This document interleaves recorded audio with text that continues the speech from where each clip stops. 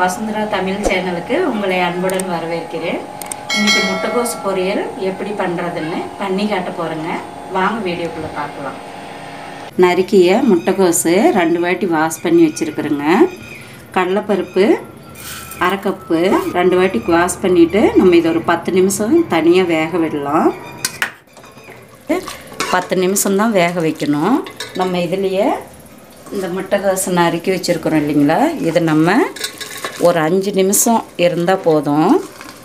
நம்ம அதுக்கப்புறம் இதை தண்ணி வடித்து வச்சுக்கிடுவோம். குக் ஆகட்டுங்க. பருப்பு வேக வச்சு 10 நிமிஷம் கழித்து நம்ம அதுலேயே முட்டைகோஸை சேர்த்துக்கிடணும். Salt 1 spoon போட்டுக்கிடலாம். போட்டதுக்கப்புறம் நல்லா மிக்ஸ் பண்ணி விட்டுக்குவோம். பாருங்கள், நல்லா இப்படி மிக்ஸ் பண்ணி விட்டதுக்கப்புறம் நம்ம பிளேட் போட்டு மூடி வச்சுருவோம்.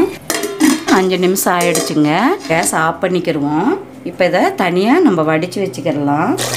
பொரியல்னாக்கா நம்ம தண்ணி சேர்த்தியே பண்ணக்கூடாதுங்க.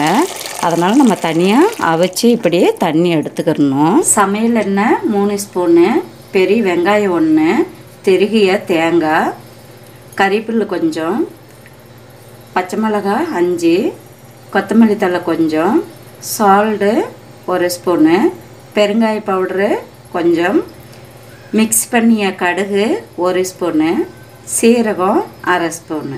முட்டைகோஸு தண்ணி வடித்தாச்சு. பருப்போட ஒன்றா நம்ம இந்த பிளேட்டில் மாற்றி வச்சுக்கிடுவோம். வட்டலில் கடாயில் தான் பொரியல் பண்ண போகிறோம். கடுகு போட்டுக்கிடலாம். எண்ணெய் சூடாகிடுச்சு. கடுகு நல்லா வெடிச்சிருச்சுங்க. சீரகத்தை போட்டுக்கலாம். வெங்காயம் போட்டுக்கிடலாம். நல்லா மிக்ஸ் பண்ணி விட்டுக்கலாம். 3-4 நிமிஷம் நல்லா ப்ரௌன் ஆகட்டுங்க. உப்பு கொஞ்சம் சேர்த்துக்கிடலாம். அப்போ தான் சீக்கிரமாக ப்ரௌன் ஆகும். நம்ம பச்சை மிளகா சேர்த்துக்கிடலாம்.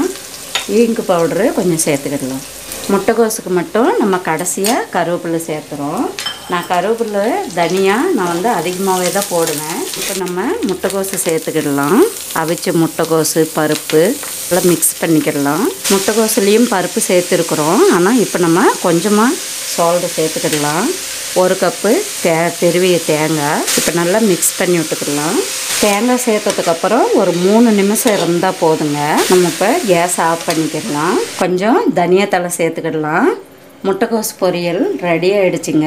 மிக்ஸ் பண்ணிக்கிடலாம். நம்ம கேபேஜ் அடிக்கடி நம்ம சாப்பிட்றதுனால நம்ம ஹெல்த்துக்கு நல்லதுங்க.